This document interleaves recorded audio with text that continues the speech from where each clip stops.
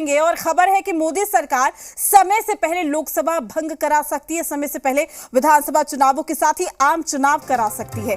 सरकार ने जो संसद का 5 दिन का विशेष सत्र है बुलाया गया है, इसमें मुंबई में इंडिया अलायंस की बैठक के ठीक पहले संसदीय कार्य मंत्री प्रहलाद जोशी ने ट्वीट करके विशेष सत्र की सूचना दी। विशेष सत्र में एक देश एक चुनाव पर बिल लाने के साथ वक्त से पहले चुनाव में जाने का भी ऐलान हो सकता है। सरकार ने 18 से 22 सितंबर तक संसद का 5 दिन का विशेष सत्र बुलाया है और ये 17वीं संसद का आखिरी सत्र हो सकता है। चुनाव आयोग के सूत्रों ने भी हिंट दिया है कि उसे तैयारियों के लिए 1 महीने भी मिला तो वो भी काफी है। आपको ये भी बता दें कि राम मंदिर 370 यूसीसी के बाद एक देश एक चुनाव बीजेपी का चौथा संकल्प है। अगर सरकार इस फैसले की ओर बढ़ती है तो इसका मतलब हुआ कि वो चुनाव के लिए तैयार है। वहीं इस पूरे मामले को लेकर बिहार में राजनीतिक बयानबाजी भी तेज हो गई है।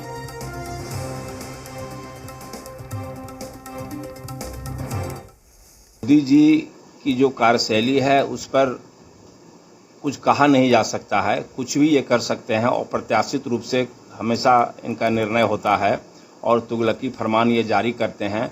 और ये नए सत्र जो बीच में लाए हैं, हो सकता है कि कोई नया कानून देश पर ये लाद दें और व्यवहारिक कानून कोई लाद दें। आज तक तो जितना भी ये रणनीति बनाए हैं कोई देश के हित में नहीं साबित हुआ है, बल्कि इनका जो भी कानून, चाहे वो कृषि कानून हो, अन्यथा और भी जो भी कानून बनाए गए हैं, तो वो सब पर विरोध हुआ है।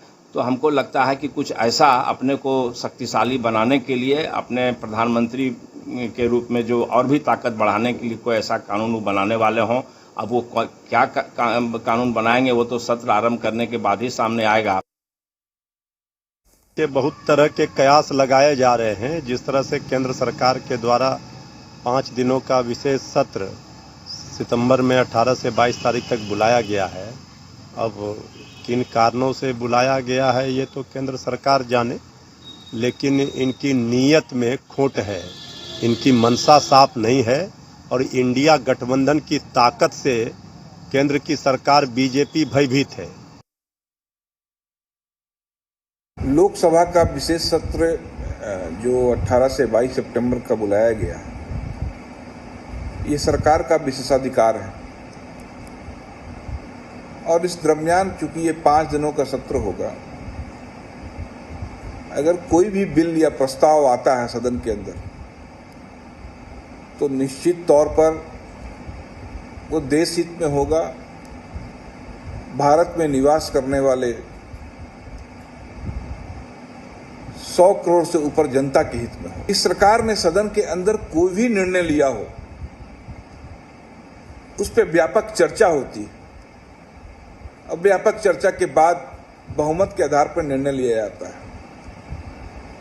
इसलिए अगर इस सत्र में कोई ऐसा प्रस्ताव या बिल आता है तो निश्चित तौर पर यह ऐतिहासिक होगा और देश और यहां रहने वाले लोगों के हित में होगा।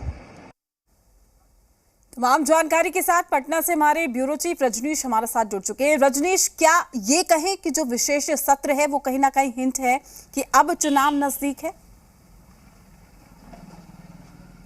देखिए, जहाँ तक चुनाव की बात है, कई ऐसे जो राजनीतिक दल हैं और उनके बड़े नेता, यहाँ तक कि बिहार के मुख्यमंत्री नीतीश कुमार भी यह आशंका जता चुके हैं कि समय से पहले चुनाव हो सकता है और इसको लेकर तैयारियां जो है उसी स्तर पे की जानी चाहिए। अपने पार्टी के भी तमाम नेता कार्यकर्ताओं को उन्होंने इस बात को तैयार रहने को लेकर बातें कही हैं।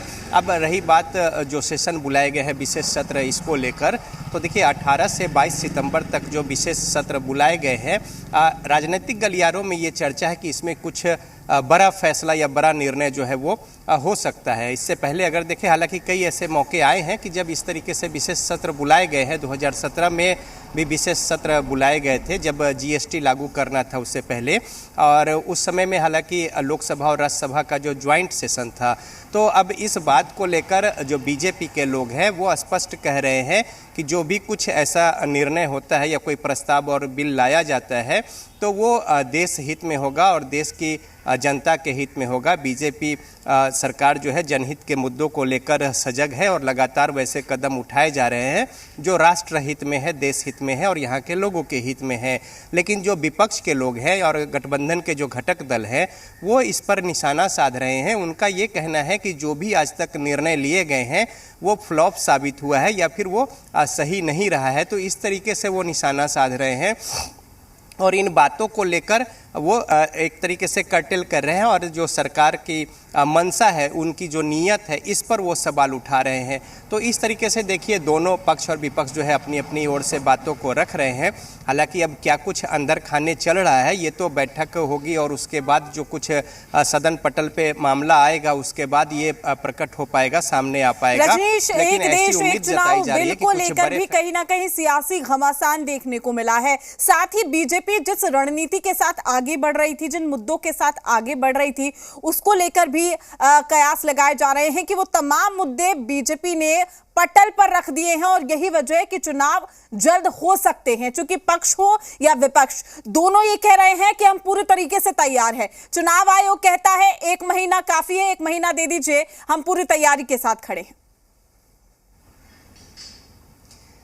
देखिए चुनाव आयोग इस बाबत जो बातें रखी हैं और वो सक्षम भी है चुनाव कराने को लेकर, या फिर एक तरीके से कहें कि चुनाव आयोग अलर्ट मोड में ही रहती है और कहीं ना कहीं किसी राज्य में चुनाव की तैयारियां फिर जो अनुशंसा है लागू होने की वो सारी चलती रहती हैं। और अभी 5-6 राज्यों में चुनाव जो है वो होने भी हैं और ये प्रक्रिया सतत चलती रहती है। और इसी को लेकर जो एक देश एक चुनाव की जो बातें हैं, इस पर भी इससे पहले बात विचार विमर्श हुए हैं। तो राजनीतिक गलियारों में चाहे समय से पहले चुनाव की बात हो या फिर एक देश एक चुनाव, इसकी जो बातें हैं, चूंकि संसाधन और ऊर्जा की बर्बादी होती है, ऐसा कहना है राजनीतिक जो पार्टियां हैं कई सारे, और इसको लेकर भी एक तरीके से मंथन और विचार विमर्श और ये मुद्दा भी जो है काफ़ी चर्चा में रहा है। तो कई ऐसे सवाल हैं जिसको लेकर कि ये चर्चा तेज है कि आखिर क्या कुछ इस बैठक में विशेष सत्र जो आहूत किए गए हैं सितंबर के महीने में 18 से 22 को, इसमें देखने को मिलेगा। लेकिन जो विपक्ष है वो सरकार की मंशा पर सवाल खड़ा कर रही है। बीजेपी इस बात को लेकर आश्वस्त है कि देश हित में, राष्ट्र हित में जो कदम उठाए जाएंगे वो बेहतर होंगे, चूँकि जो केंद्र सरकार है वो लगातार बेहतर काम कर रही है। तो देखिए 2024 का चुनाव ड्यू है। अब उससे पहले चुनाव, हालांकि आपने देखा होगा कि अटल बिहारी वाजपेयी की भी जब सरकार थी तो 6 महीना पहले ही चुनाव करवाए गए थे। तो केंद्र सरकार का ये उसका विशेषाधिकार है सदन को आहूत करना या फिर बुलाना, और साथ ही साथ अगर निर्णय कुछ ऐसे होते हैं तो उसको लेकर भी। और अब ये देखना होगा कि आखिर क्या कुछ निकल कर सामने आता है। लेकिन इस मसले को लेकर राजनीतिक जो बयानबाजी है पक्ष और विपक्ष के बीच में वो तेज है और अपने तरीके से दोनों पक्ष बातों को रख रहे हैं। बिल्कुल रजनीश, तमाम जानकारी देने के लिए आपका शुक्रिया। अपडेट हम आपसे लेते रहेंगे, चूंकि बिहार में सियासी